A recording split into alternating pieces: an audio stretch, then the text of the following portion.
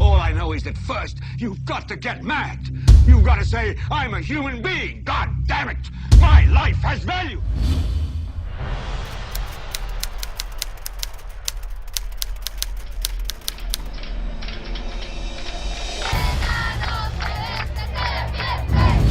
Improving lives and livelihoods. Ensuring equity and justice.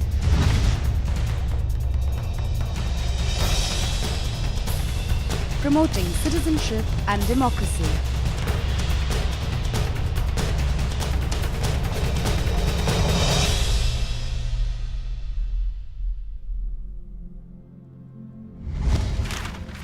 About 2 decades ago, a series of dramatic changes started transforming the world order.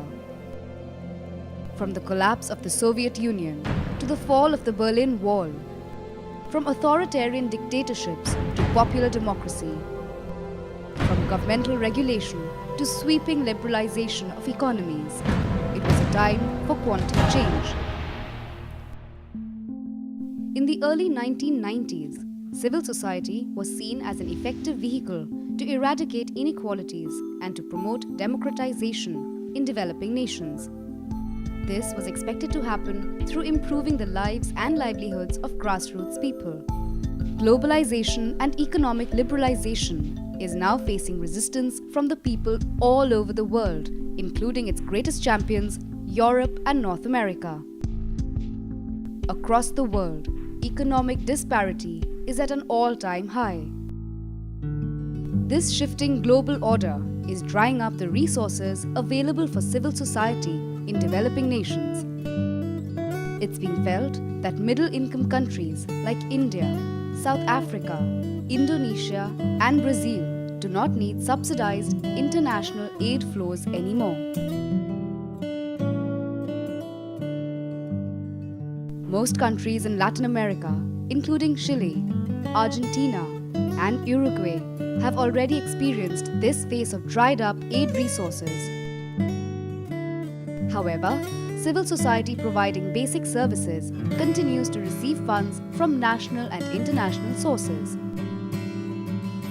The way that the civil society has increasingly become a part of a contract system of providing services to the population, but funded by and contracted by the state. So that's one of the big changes. One of the things that that's meant is that they've lost their independence in many ways, and they are very tied to government policy, like it or not.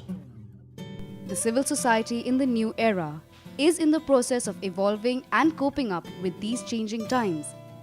Citizens around the world in all societies, barrios, towns and villages are coming out to demand accountability and seek explanations.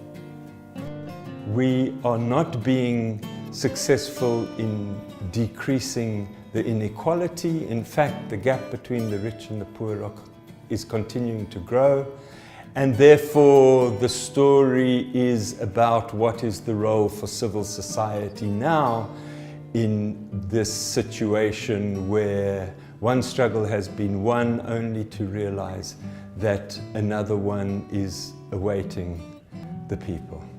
These ongoing chronicles of citizen actions can be better heard, seen and taken note of when practitioners from these countries come together to compare their experiences.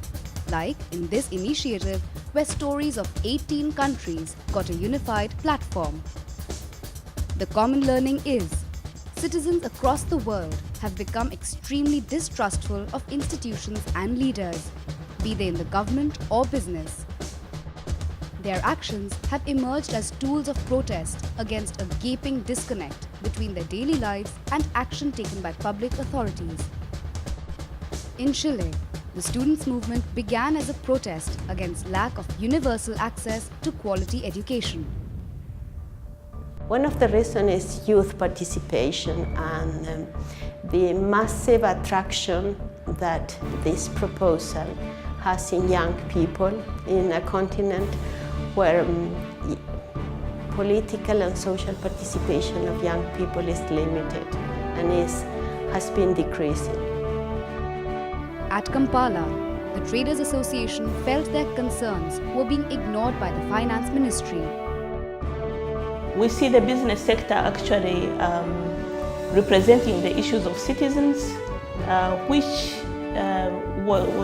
was a difficult task because the issues that they represented were touching almost every other citizen, but nobody came up to challenge the situation other than the traders who had the economic power. South Africa erupted against the constant lack of basic services. Citizens' protest against authoritarian decisions by the president in Malawi expressed a lack of faith in his leadership. In India, the civil society movement took an aggressive stance because citizens here were sick of allegations of rampant corruption and misuse of public resources and wanted to see some real results. When we realize that it is our public resources generated through the taxation of ordinary citizens that is being treated as if it is private resource and captured for private gain, then the angst and anger that was visible in the anti-corruption movement is understandable. In Cambodia, despite dependence of farmers on their land for livelihood, government authorities connived with private contractors to initiate land grabs. Cambodian farmers erupted in protest and defiance. In Greece, citizens marched against the so-called austerity measures imposed on them by politicians. The Syntagma Square movement has created a new language with concepts like horizontality and unruly actions and so on. And that language is quite different from the language that most of the Greek civil society organizations use. Civil society is going to have to face up to some of these choices or decide they want to stick with the system as it exists. The world around us is changing fast. This is promoting changes in civil societies that they have no option but to adapt to. Hence, it is important to recognize the distinctive roles and contributions of civil society in this new world. That, however, will not be an easy task. Formally organized civil society actors need to redefine their identity and mission in relation to citizenship and democracy. It's a protest that's not about violence, that's not about disruption. Citizen mobilization, organization, and conscientization needs renewed attention. Partnership of civil society with the old and new media both expands and regulates its outreach and impacts. That's another critical focus area. In this changing scenario, the primary questions that arise: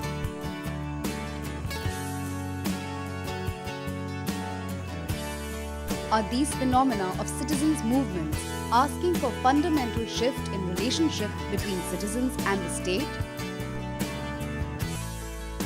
Is there an emerging need for mechanisms or spaces to redefine this relationship?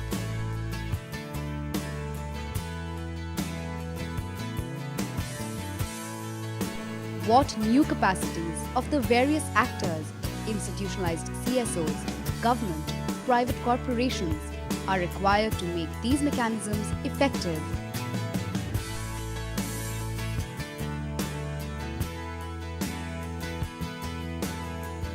These are questions that won't have any easy or immediate answers.